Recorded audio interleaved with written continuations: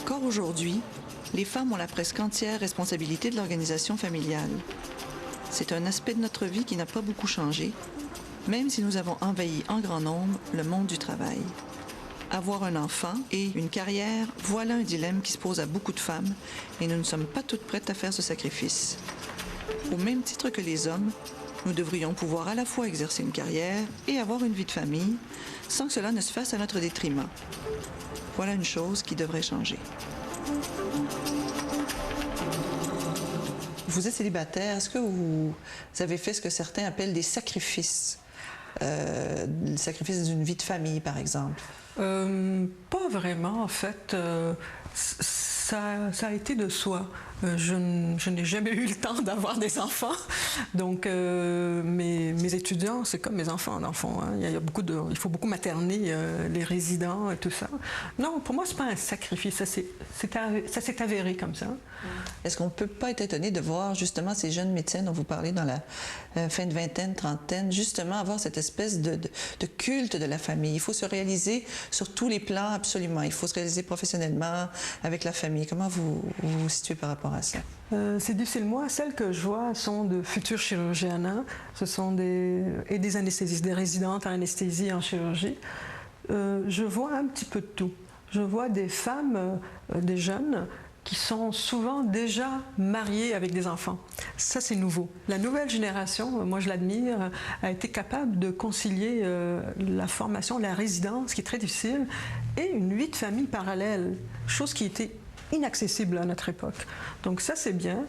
Et de ce fait, moi je pense que ces femmes-là tendent plus à essayer de trouver un équilibre de la vie familiale, la carrière. Et donc, le modèle que moi, je représente, la carrière, essentiellement, on n'en voit pas beaucoup comme ça. Et c'est peut-être pour le mieux, dans le fond. Mais est-ce qu'on peut vraiment se rendre au niveau où vous êtes rendu si on a de lourdes obligations familiales? Moi, je ne croyais pas que c'était possible. On en voit quelques-unes qui sont capables de le faire.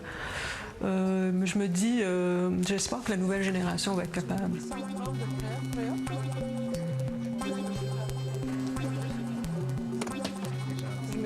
Nous, on est dans la génération où, quand on s'est mis à travailler comme chirurgien, on s'est mis à travailler comme un chirurgien. Autant d'heures, autant de garde, pareil. Moi, j'ai travaillé jusqu'à la veille de ma grossesse, puis on a repris 6 semaines après, puis let's go, les gardes, tout ça. Puis qu'est-ce que vous voulez, c'est bien plate, mais c'est encore la femme qui accouche. Il faut arrêter à un moment donné, là, à moins d'accoucher à la salle d'opération. Puis c'est comme ça. Puis aujourd'hui, comment ça se présente? Mais c'est différent, c'est plus subtil. Il y a des patrons plus vieux qui ont des difficultés à changer, qui ont la femme à la maison, on a des petites remarques. Et puis, ce qui me vient de façon très drôle, c'est que, vous savez, un homme qui dit « Je peux pas rester à la Réunion, il faut que j'aille chercher mes enfants en 4 heures », on dit « Mais quel homme extraordinaire qui prend soin de ses enfants. » C'est-tu assez beau? La femme qui dit « Je regrette, je peux pas être à la Réunion, il faut que j'aille chercher mes enfants en 4 heures. » Non, mais elle n'est pas capable de s'organiser, elle n'a pas de gardienne, elle ne peut pas les laisser. Alors, ça va vous prendre un temps, mais je pense que c'est pas juste en médecine. Moi, pour avoir 3 frères, une sœur avocat, les beaux-frères, les belles-sœurs avocats. C'est partout dans la société. Oui, je pense que c'est comme ça. On ne peut pas vouloir être la mère parfaite, c'est pas parce qu'on veut toujours être parfaite quand on est une femme. Alors, la mère parfaite, l'employée parfaite, puis avoir un poste de commande, ça ne marche pas ensemble. Alors ça, il faut manager et la carrière et la famille. Et souvent, effectivement, les gars n'avaient pas à manager la famille. Alors, donc, la carrière était avantagée. Mais je regarde les jeunes couples maintenant. Ils sont capables de partager et le mari de Chantal fait sa part. C'est comme ça qu'on peut, les filles peuvent avoir accès à des postes de commande. Mais c'était une excuse des hommes de dire on peut pas la mettre à tel poste parce qu'elle a des enfants à s'occuper, un mari, une famille. C'était pas une excuse dans certains cas pour pas nommer les femmes à des... Oui, même encore aujourd'hui. Moi, dans la multinationale, j'étais à Zurich dernièrement dans un meeting. On était 75 parmi le monde dans ce qu'on appelle front and cell.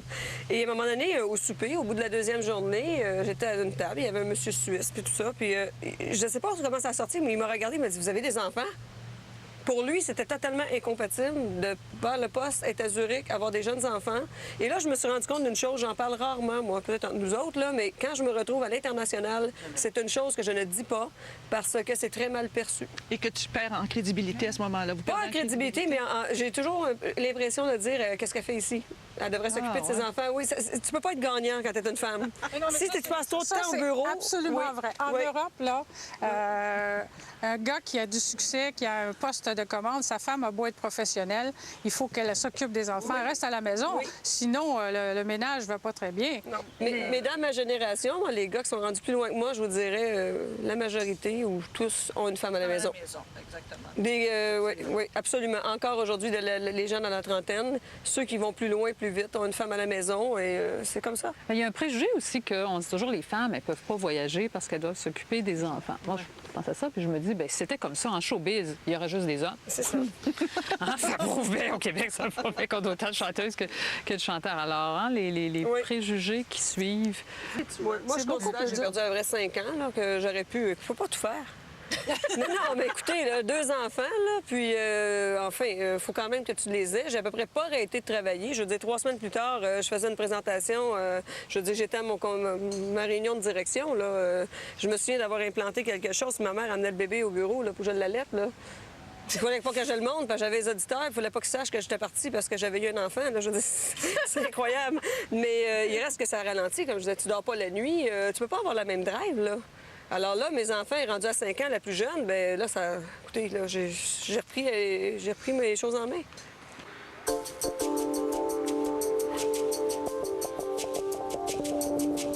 Vous savez, dans tout choix, il y a des avantages et des inconvénients. Et j'ai fait ce choix-là. C'est certain que j'y ai aliéné une partie de ma vie privée. C'est certain. Ma vie personnelle, c'est certain. Je l'ai rattrapé avec le temps, mais je veux dire, passé 40 ans. Mais c'est un travail insensé avec... Claire, c'est ce que c'est. Tu arrives à la maison, c'est le repas, c'est le fils, parce que j'en avais qu'un, mais si j'étais très présente. Alors, imaginez, je plaide non-stop, je voyage beaucoup. Et heureusement, tu sais, je dis, il est solide, il est resté. Il faut avoir je veux dire un mot en anglais, il faut avoir une drive, une passion extraordinaire. Sinon, on le franchit pas, le plafond de verre. Sinon, on n'arrive pas assez. Ça prend ça envers et contre un fort tout. soutien. Ou un fort soutien. Ou alors un fort soutien.